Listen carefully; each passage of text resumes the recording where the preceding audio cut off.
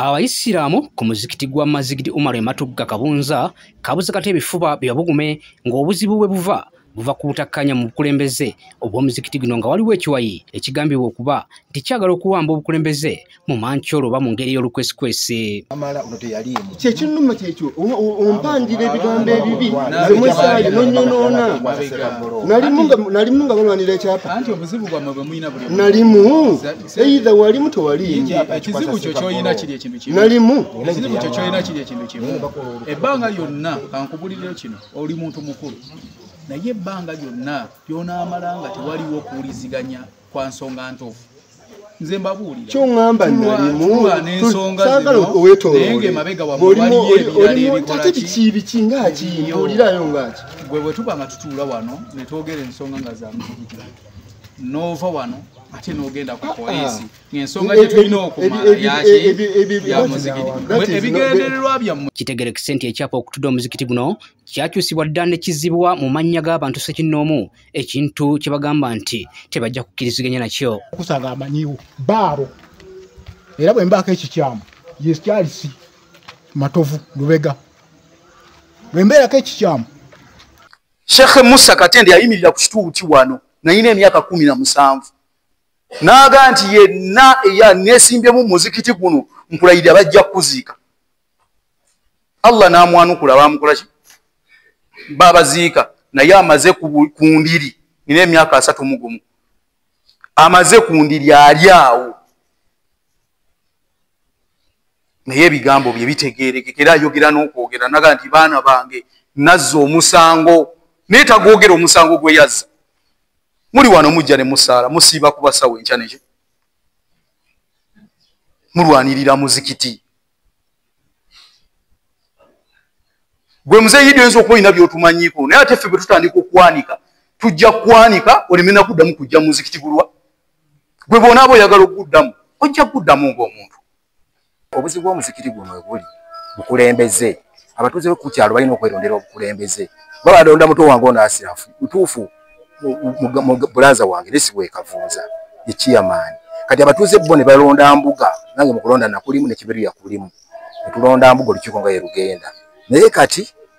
imaamu avuma abantu imaamu likutuba litwongera ku bantu yozi mu kisibo yaleeta poliisi eyiwa omuceere gw'abasiraamu wano tumugamba ekyo imaamu okoze kibi poliisi neera ku muceere gamba fenjale abasiraamu baagala kyakulya kisibo gwatayagala kuliwa mmere yaabwe nabagamba bajja tikadala mulye ku muceere nga tebuliimu buto era kakkana imaamu olutalo alukolezeza ku basaaza ate basaaza. Omuzikiti oguliko Kalumanywera guyitibwa Mazigidi Umar nga gusangibwa Matugga Kabunza twala eri Kasangati mu disitulikiti ey'e Wakiso era ng'entabwe fa kukayanira bukulembeze ku muzikiti guno. Okusinziira ku ssentebe w'omuzikiti guno Ashraf Juma Lusimbo abaaba omuzikiti guno baali b'ekibuli kyokka nga bagala okuwamba obukulembeze b'e Kampala mukadde ekintu kibagamba titebajja kukkiriziganya nakyo. Ne balonda akakiiko ate nga akakiiko kaabwe tekayina gye kagwa. Tubabuuza ab'ekibuli si b'ekibuli ba Uganda Muslim Council tebalina we bakola ki ne bagwa. Olwaleero baleese bakama baabwe okuva ku Uganda Muslim Council ne bajja wano ensonga ne zibatuulamu naye njagala bakakasa bakadde baffe mukadde waffe Sheikh Muhammad Galabuzi mufti wa Uganda Supreme Mufti wa Uganda sebo tukusaba abakulu bano obatukwatireko ensonga zaabwe si za kusaala wabula ensonga zaabwe za buntu ng'abantu baagala okutwala omuzikiti guno mu ntwalo ey'ekyonoonere. Baatubbako ekyapa kyaffe kitwaba wa bulungi ekiteresa ne bakitwala wa mukadde waffe Seeka Kigozi wa Uganda Supreme Council naye tumusaba sebo b'ensonga zino oziwulidde era ng'oziraba ffe twagala butebenkevu ku kitundu kino era mu muzikiti guno. Idi alina omuzikiti guli wali ku ssomero ewuwe naye tegusaaliramu bantu naye interest agina mugulwa muguno sebo mukadde waffe mwenna bekikwatako ffe tetuli ba Uganda Muslim Council tuli b'ekibuli naye nga ne Uganda Muslim Council tusaala nabo era tukolagana nabo kyabwe tetulina nsonga ndala yonna ku kyo kubanga bo bakwasibwa ekifo kino mu butongole bwe kibakwasibwa era Supreme Mufti yakigulawo n'olwensonga yotusaba buli awulidde omulanga guno gye gutuuse Kampala mukadde ng'akulembeddwa mbuga Idi mbuga ng'abatwalidde ebiwandiiko alonda gamuti yalonda enkiiko ate nga alina ne forgery gwe yakola mbuga era fayiro gyeri e Kampala ku poliisi weeri era etambula. Yagenda ne mu URSB n'akyusa ebiwandiiko ebiriyo n'ateekayo n'agamba nti ye director simanyi kiyamani waba director kati nakola obufere bwonna buli mbeera yonna era ku forgery gwe yakola yasayiningisaako n'ebiwandiiko by'omufu. Twalina omukulu Kyeyine wano Yakubu yafa omwaka guli mwezi gw'omusanvu ennaku z'omwezi zonze erabiddemuko naye ate bwe yamala okufa ate n'aleeta ebiwandiiko mu mwaka guno ogwa 2025 mwezi gwokusatu n'ogwokutaano nti yasayininga ku mpapula ezimu obuyinza ogenda okukyusa badirector. Ata olwetwala eki yakikwata n'entereka ekyapa ewa looya wange olwadda wano ne batandika okwagala okulima ne gufuuka omutawaana wano nga baagala kunkuba ne mbagamba si nze mu mateeka ge mmanyi n'abeero si baaliwo ne defense yaliwo ne mbagamba sijja kubawakya nja kibawa nenzikiriza nja kibawa nga nze kyengenderera nina kibaweera mu mateeka sikumala gabakwasa ki kyapa ekyapa era kwendi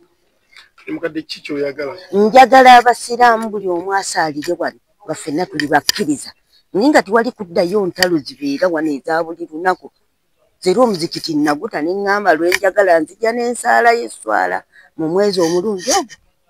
Imamu w'omuzikiti guno Sheikh Abdurrahim Semakula agamba nti bano nga bakulembeddwamu Idi Mbuga bakyusa ekyapa ky'omuzikiti guno ne bakijja mu mannya gaabwe mu lukujjukujju ekintu ekyoleka obufere bwennyini obw'enkukunala. Oluvannyuma kitegerekese nti ekyapa okutudde omuzikiti guno kyatwalibwa dda ewa District Kadhi Elias Kigozi bo ekintu kye batagenda kukkiriza nti bandi batunda akadde konna era ne bawanjagira okukulembeze bw'ekibuli okusitukira mu ngeri okwekyayo okubayamba kubanga bandi kifuuwa nga bakizza munda.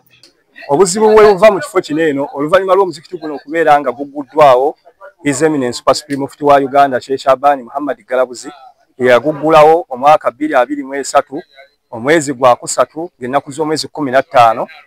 wayitawo weeks 2 ng'omuzikiti guguddwawo ne wajjawo omwami ayitibwa Idi Mbuga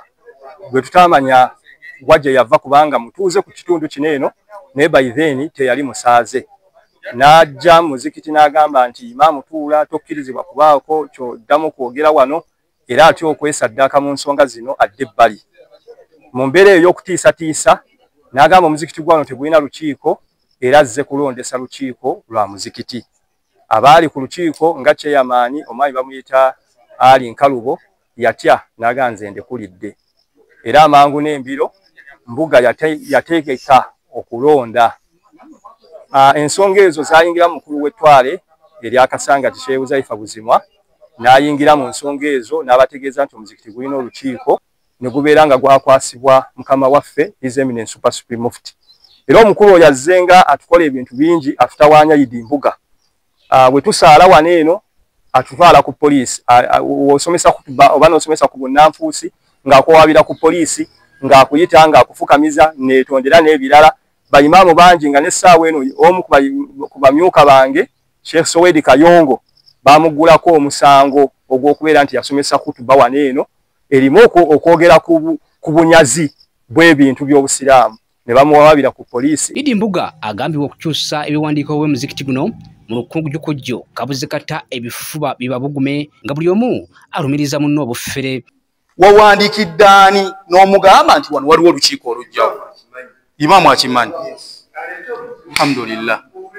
Inna Allaha wa malaikatahu yusalluna ala nabi ya ayuha alladhina amanu sallu alayhi wa sallimu taslima. Ati mbadde nsaba obutaddamu kuwanyisiganya maki maloboozi.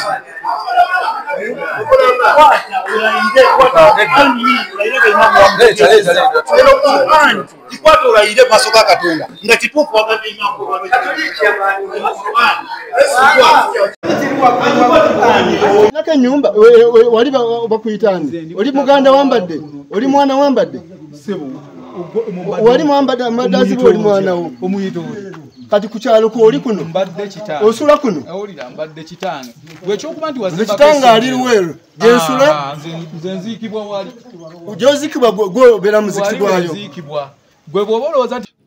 abasiraamu ku muzikiti guno bagamba nti abaagala okuwamba obukulembeze ba Kampala mukadde bo ekintu kye batajja kukkiriza. Bino byonna bivudde ku kiwayi kya Idi Mbuga okuyita District Kadhi wa Wakiso okuyingira mu nsonga zino, wabula nga bakulira omuzikiti guno tebalina kye bamanyiiko yadde. Wano akiikiridde District Kadhi Haji Idrisa Sesanga Magara ategeeza nti obuzibu bonna buva ku biwayi ebyeyawula mu busiraamu okuli Kampala mukadde n'ab'ekibuli, n'akakasa nti ensonga zino baakuzikwata kisajja kikulu.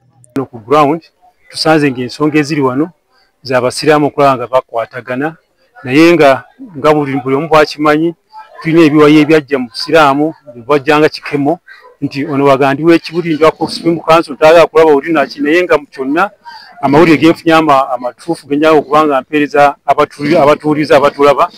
nti eyawa ekifo kino gwe bayitanga omukulu Wambi chairman alambise bulungi ensonga yakwata ettaka lino n'alikwasa abasiraamu aba community ya Kabunza masjid. Kitegeeza buli musaze wano nyini muzikiti, naye tugenzo kizuula nga mulimu abamu atabatabeere eno ng'ensonga zino bazitabula mu ngeri bakola ki, naye tuvuddeyo nga tubagamba abakulembeze bonna weebali tugenda funa olukiiko olwa bonna olw'abasaaze bokka ab'omuzikiti guno tutuule tulaba abasiraamu baagala ki, kubanga ffe ku Supreme Council oba ekibuli tukuuma ebintu by'abantu ku lw'abatuuze ababeera omuzikiti ogwo. Daniel Sirwanga, Lubalusewa TV, mazima ku mazima. Kusaga amanyiwo baabo